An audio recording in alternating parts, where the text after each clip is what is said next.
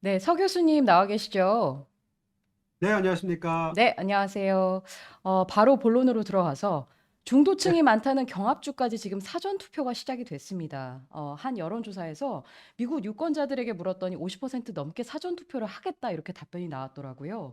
근데 흔히 사전 투표율이 높으면 민주당에게 좀 더 유리하다 이런 얘기가 있어서 올해 해리스 후보에게도 적용될 수가 있는 말이겠습니까? 원래 미국 대통령 선거는 선거 당일에 현장 투표하는 걸로 대부분 선거가 진행됐었습니다. 예를 들어서 2000년에 기억하시는 대로 엘고와 아들 부시가 붙었던 2000년 당시 대선을 보면은 80% 이상의 미국 유권자가 선거 당일에 현장 투표를 했어요. 어, 그러니까 미국이라는 나라는 이 사전 투표를 미국 대선에 적용했던 나라가 아닌데 음, 2020년 팬데믹 코비드 19 상황이 벌어지면서 2020년에 사전 투표가 미국 대통령 선거에 대거 이제 들어온 거죠. 그래서 사실은 2016년에 힐러리 클린턴이 6,700만 표를 얻었는데 전국에서 네.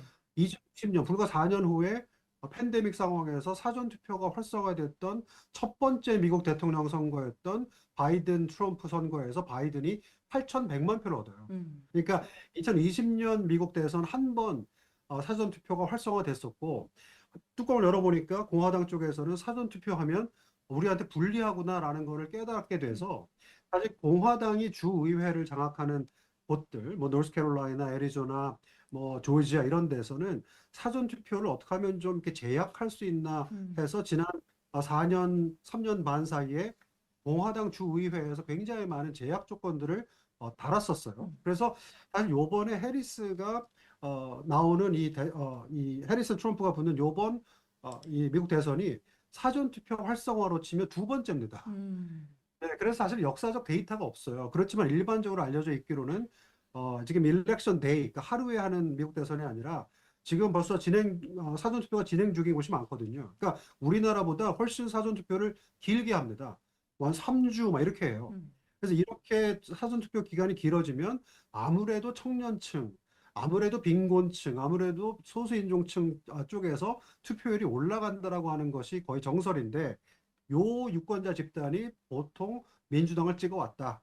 이렇게 저희가 분석을 하기 때문에 사전투표가 활성화되면 민주당 후보, 이게 해리스가 됐든 바이든이 됐든 민주당 후보한테 유리하다. 이렇게 알려져 있는 거죠. 그래서 요번에 뚜껑을 열어봤을 때 2020년 그 팬데믹 상황 때 사전투표율보다는 조금 내려갈 거예요. 어쨌든 사전 투표가 두 번째니까 교수님 말씀대로 이게 민주당에 과연 유리한지 이 부분이 어쨌든 가려질 수 있는 또 하나의 역사 혹은 데이터가 될 수 있어 보이는데요. 네, 네. 경합주 얘기를 하기 전에 먼저 중도층 얘기를 좀 해보려고 하는데 전례상 이제 대선이 한 달도 안 남은 시점에 이 중도층이라는 게 얼마나 움직일 수 있는 폭이 있다고 보세요? 그러니까 미국의 소위 그 중도층, 무당파층 이런 쪽에 관한 연구들이 사실은 저희 미국 정치학계에서 굉장히 오랫동안 되어 왔는데 네. 일단 그 분포상으로만 보면 뭐 민주당 원 한 35%, 공화당 원 한 35%, 그 다음에 소위 순수 무당파층이라 그래가지고 음. 정말 민주당 쪽도 아니고 공화당 쪽도 아닌 순수 무당파층은 한 10% 정도로 저희가 추산을 합니다. 그 나머지 그 남아있는 비율 중에 무당파 혹은 중도파층은 어떤 거냐면 소위 leaning Republican, leaning Democracy라고 해가지고 네. 완전히 열성 공화당, 열성 민주당은 아니지만 나는 그래도 둘 중에 하나 고르라면 공화당, 음. 그래도 둘 중에 하나 고르라면 민주당 이런 쪽에 사실 중도파 무당파층도 꽤 돼요. 네.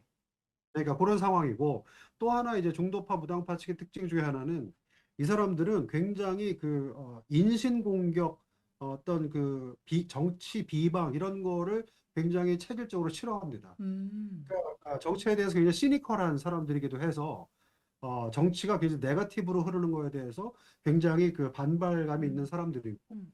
또 하나는 이 사람들은 어떤 정치에 관심이 좀 떨어지다 보니까 소위 펀더멘탈들, 예를 들면 경제 지표, 지금 내가 4년 전에 비해서 오늘 더 우리 집안 살림이 나아졌는가, 뭐 이런 거에 훨씬 더 좀 민감하게 투표를 하는 사람들이죠. 음. 그러니까 어떻게 보면 정치 어떤 어떤 폭력이라든지 뭐 이런 쪽 관련돼서는 뭐 막말이라든지 이런 쪽 관련돼서는 트럼프에 대해서 조금 거부감 있는 사람들이라고 볼 수 있지만 또 한편으로는 경제가 제일 중요한 거 아니냐, 뭐 공약이 어떻고 인종이 어떻고 뭐 양극화가 어떻고 이런 걸 다 떠나서 음. 저 사람 동안 경제 잘했냐 아니냐 뭐 이렇게 간단하게 그냥 투표하는 사람들이 민주당 쪽이면 그건 해리스한테 불리한 거죠. 음.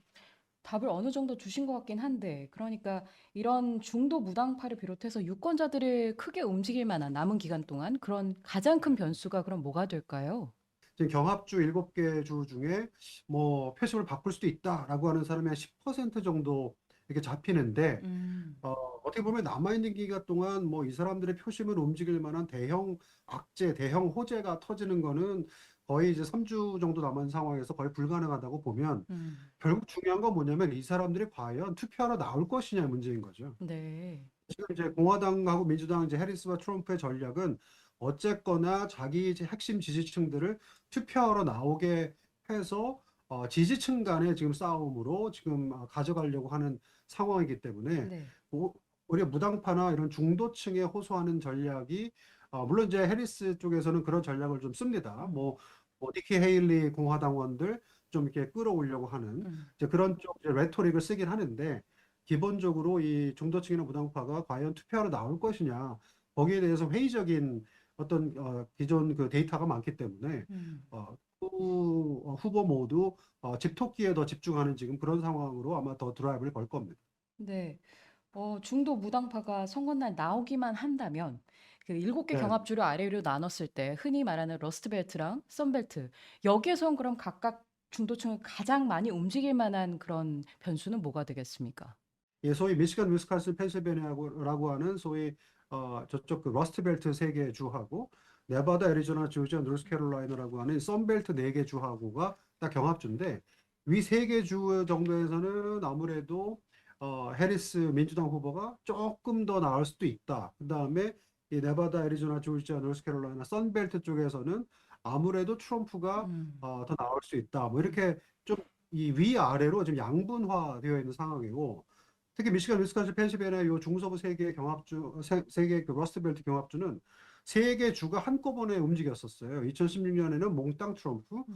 2020년에는 몽땅 바이든. 음. 그래서 이번에도 만일에 몽땅 뭐 아무리 근소한 차이라도 해리스한테 가면 이 미시간, 위스콘신, 펜실베니아 세 개 주 플러스 네브라스카의 그 제2 지역구의 선거인단 한 명. 음. 이걸 합치면 270명이 됩니다. 음. 그러니까 미국 대통령 선거인단 수가 538명이니까 이제 그게 이제 하원의원 435명에 상원의원 100명에 플러스 워싱턴 DC에 3명 이렇게 해서 538명인데 538명을 이제 둘로 나눠보면 정확히 269명이 되죠. 예. 그래서 요거를 넘는 과반이 270명인데 그래서 지금 해리스가 지금 뭐 동력이 떨어진다, 트럼프가 치고 나온다라고 하는 게 지금 최근에 언론 여론 어떤 뭐 그런 그 논조인데 음.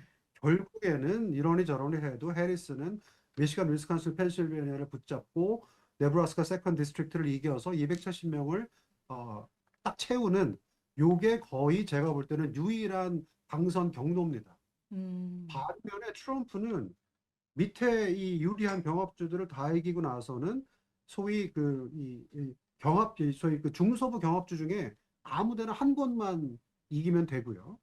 만일에 선벨트 쪽을 다 이기지 못해도 조지아하고 펜실베니아하고 노스캐롤라이나만 이기면 당선이 돼요 또.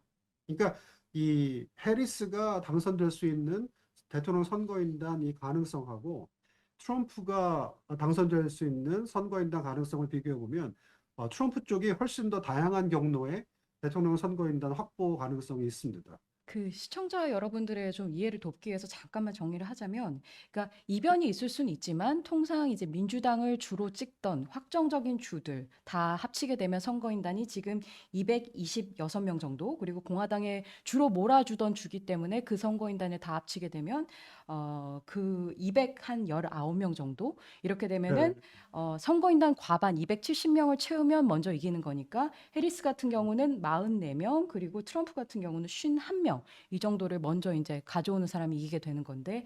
해리스한테 가장 중요한 주는 역시 중서부 3개 주를 장악해야 되는데 역시 펜실베니아가 19명으로 대통령 선거인단이 제일 많은 데다가 지금 바이든이라고 하는 펜실베니아 출신 현직 대통령이 후보 사퇴를 한 마당에 펜실베니아의 기존의 소위 그 블루 칼라들, 그다음에 노조들, 이렇게 바이든 핵심 지지층들이 얼마나 해리스 쪽으로 넘어올 수 있느냐가 또 관건이어서, 플러스 같은 흑인 유권자층을 얼마나 불러낼 수 있느냐가 또 관건이어서 해리스한테는 비교적 숙제가 많이 생긴 그런 주가 돼버렸어요. 음. 그래서 펜실베니아가 굉장히 중요한 주가 됐고, 트럼프 같은 경우에는 반드시 이겨야 되는 주가 조지아입니다. 음.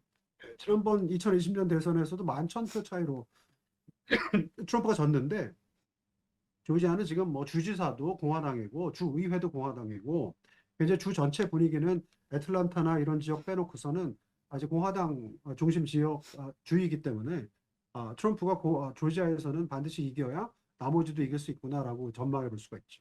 사실 대선 날 교수님하고 굉장히 피말리면서 봤었는데 근데 음, 네 그 기억이 있는데 사실 그 표차가 겨우 10,000표 정도였었잖아요. 그 경합주들이 승리하는 데 있어서.